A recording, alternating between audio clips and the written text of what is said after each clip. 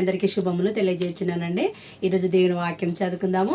ముందుగా ప్రార్థన చేసుకుందాము. మమ్మల్ని మిక్కిలిగా ప్రేమించిన నా పరలోకపు రాజా, నీ బంగారమైన పాదములకి మరొకసారి వెళ్ళని వందనములు, స్తుతులు, స్తోత్రాలు చెల్లించుకుంటున్నానయ్యా. ఈ దిన సకల ఆశీర్వాదాలతో మీరే మమ్మల్ని నింపి మా ద్వారా మీరే ఘనత మా ప్రభువును అందుకు ప్రార్థిస్తూ నన్ను నేను తగ్గించుకుంటూ మీ నామమును హెచ్చిస్తూ యేసుక్రీస్తు పావన పరిశుద్ధ ప్రశస్త నామమున బ్రతిమిలాడి అడిగి వేడుకుంటున్నాం తండ్రి, ఆమెన్. ఈరోజు దేవుని వాక్యం చదువుకుందామండి. పరిశుద్ధ గ్రంథం నుండి మార్కు సువార్త 9వ అధ్యాయము 42వ వచనము చదువుకుందాము. పరిశుద్ధ గ్రంథం నుండి మార్కు సువార్త 9వ అధ్యాయము 42వ వచనము చదువుకుందాము.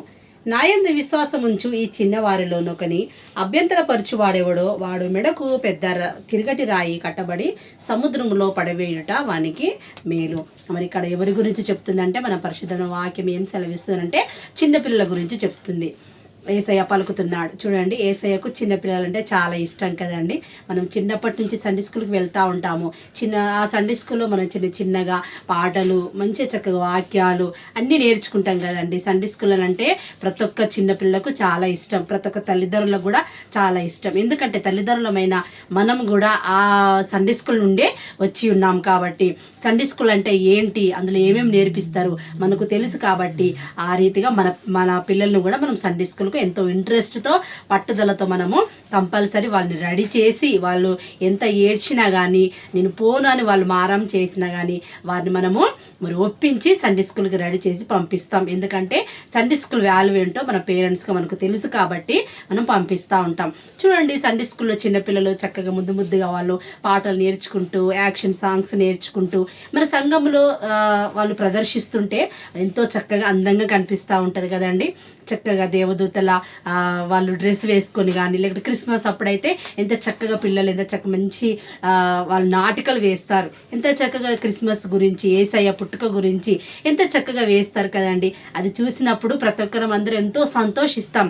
ఎంత చక్కగా చేస్తుంది ఆ అమ్మ, ఎంత చక్కగా చేస్తుంది ఆ బాబు, ఎంత చక్కగా చేస్తున్నాడు, ఆ యేసయ్య రూపం ఆ పిల్లలో కనిపిస్తున్నది, చక్కటి గొల్లల వేషం కనిపిస్తున్నారు అనేసి మనం ఎంతో సంతోషపడతాం కదండి. మరి చిన్నపిల్లలు అంటే ఎవరికైనా మనకు ప్రతి ఒక్కరికి ఇష్టమే. చిన్నపిల్లలు అంటే యేసయ్య ఏమంటున్నాడు, చిన్న బిడ్డలు నా ఎద్దుకు రానియుడి, ఇలాంటి వారిదే పరలోక రాజ్యం అనేసి అంటున్నాడు. చూడండి, చిన్నపిల్లలు మరి చక్కటి మనస్తత్వంతో ఉంటారు.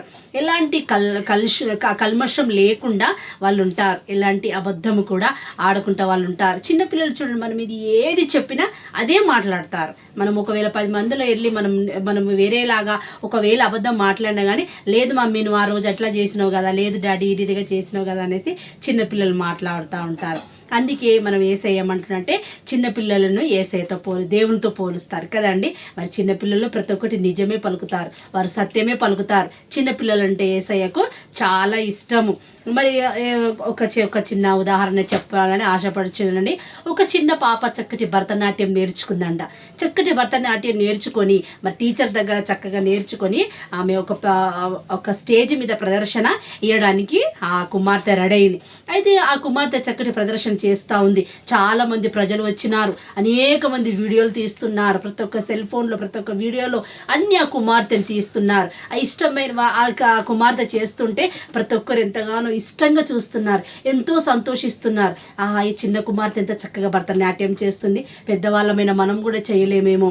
ఈ చిన్న కుమార్తె చూడండి ఎంత చక్కగా చేస్తుంది, ఈ చిన్న కుమార్తె భరతనాట్యం అనేసి మరి చూసిన ప్రజలంతా ఎంతో సంతోషిస్తున్నారంట. నేర్పించిన టీచర్ ఎంతో గొప్పది, ఈ చిన్న పాప ముఖ్యంగా నేర్చుకున్నది ఎంత చక్కగా నేర్చుకుంది అనేసి ఎంతో సంతోషంతో, ఆనందంతో అందరూ సంతోషంతో చూస్తున్నారంట.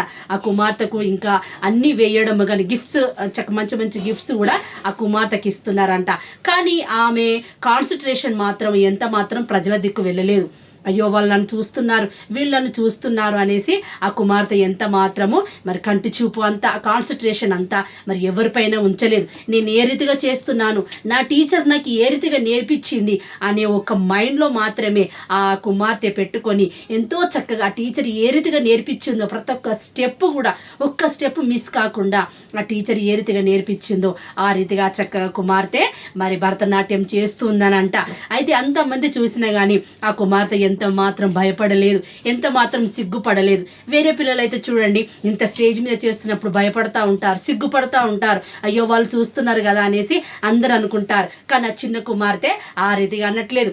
ఎంతో సంతోషంగా చేస్తూ మరి నేను నేర్చుకున్న నా టీచర్ పేరు చక్కగా ఉండాలి, నా టీచర్ పేరు రావాలి అనేసి సంతోషంగా కుమార్తె చేస్తుందంట.